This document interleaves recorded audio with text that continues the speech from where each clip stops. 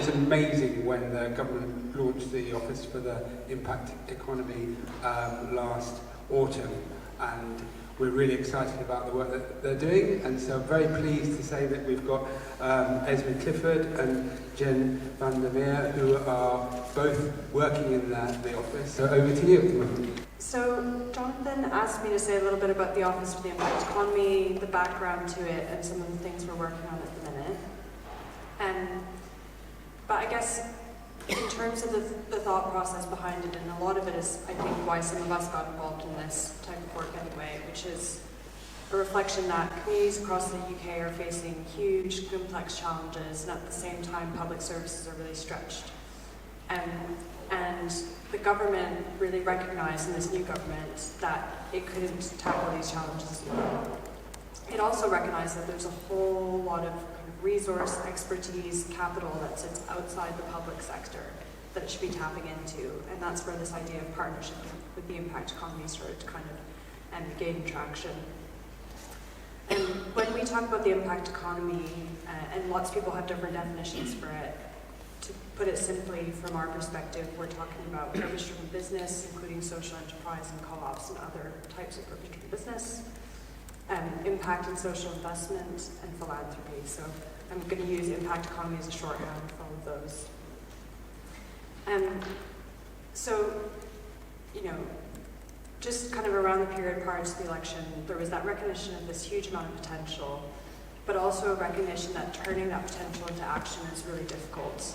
And lots of social enterprises, social investors were saying it's really hard to work with government, we're struggling.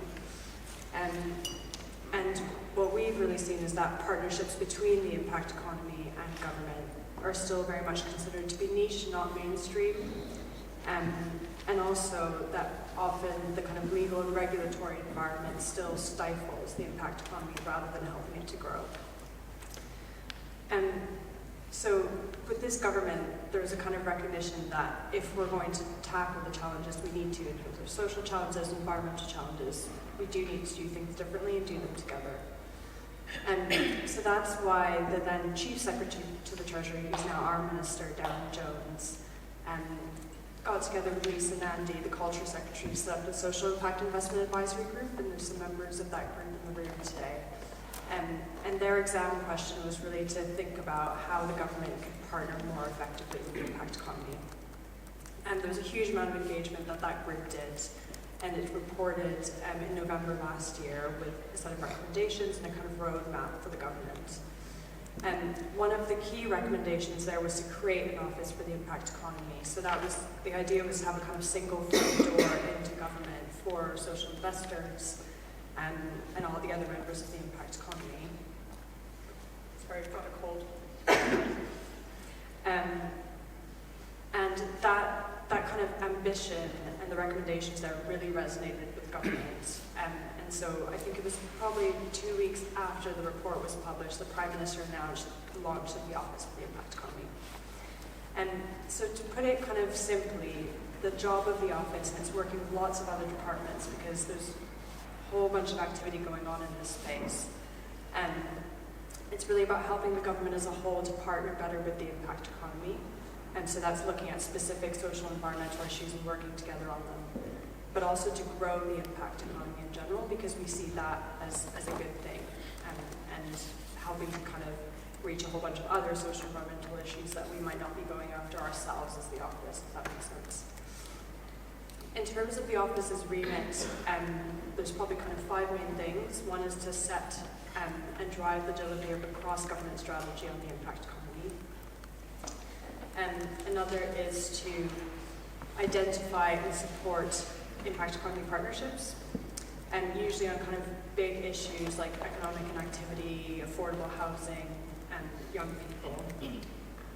Another key one is to look at the vital role of policy levers in helping to grow the impact economy. So things like procurement and commissioning are, of course, a big priority. And as I mentioned, there's that piece around acting as the front door, so at least, you know, as a kind of social enterprise, knowing where to go. And then it's our job to help people navigate the system. And the last piece is driving capacity and capability building. And that goes back to my point about how kind of impact economy partnerships in government are still niche, and a lot of people don't know how to do this stuff. So it's kind of helping civil servants understand the potential and leverage that. So I've said a bit about what the office is. It's really important also to be clear on what it isn't, and what it isn't is a finished product. We're very much in startup mode. When I was brought in to help with launch, there was 3.5 of us, and now we're closer to about 20, but really everyone's really brand new. And so we're in this stage of kind of figuring out what our role should be, figuring out how we fit in with the rest of government, how we fit in with the wider ecosystem. And we're really trying to kind of take a test and learn approach here. And so very keen for input from you and for others on the challenges you're seeing, but also the opportunities, and also what's working and what isn't, so we can kind of refine the models we're going. In terms of that test and learn approach, one of the things we're doing a little bit differently is that the team of the office is very much a mix of civil servants and secondees. So Jen and I are secondees, actually. And I think that's been a really great blend.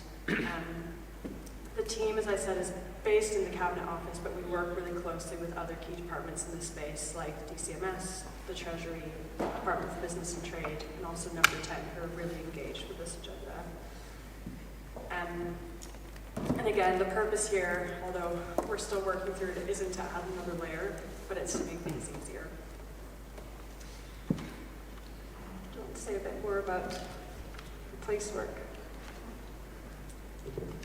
Thank you, Esmé. Hello, everyone. Thank you for having us here today. It's a real pleasure to be here and to get an opportunity to talk to you all. For those of you who don't know me, my name is Jen van der Merwe, and I am on as a comment to the Office for Impact Economy for 2 days a week, 2 very busy days a week. The other 3 days a week, most of you will know me as my role as the Executive Director of Kindred in the Liverpool City region. So I do that for 3 days a week. So it's a delicate balance, as you can imagine. But I think the really unique opportunity that we have as secondees is the experience of the other side of the fence. I have 20 years experience, as I know many of you do in the room as well, of knowing how difficult it has been to engage with government on this agenda, and feeling not heard, feeling not listened to, and not knowing the best route to access people and support that we need to grow the impact economy in our local areas. I think the biggest sign for me was a genuine willingness to embrace devolution and everything that's going to take for us to get there. So for me, that was like a veil of being lifted, and there was a clear opportunity for us to do something different together.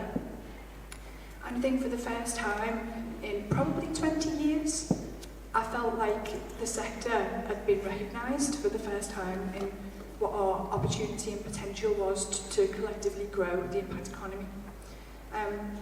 So I work alongside a colleague called Ed Rowbury. Ed is the Chief Exec of BBRC in Bristol, and Ed and I have both been brought into the office to collectively work on using our lived experience, using the barriers that we've faced and learning for that over the past 20 years to bring into the impact economy to see how we can work differently. So I think that's a fantastic opportunity to approach this from a different angle.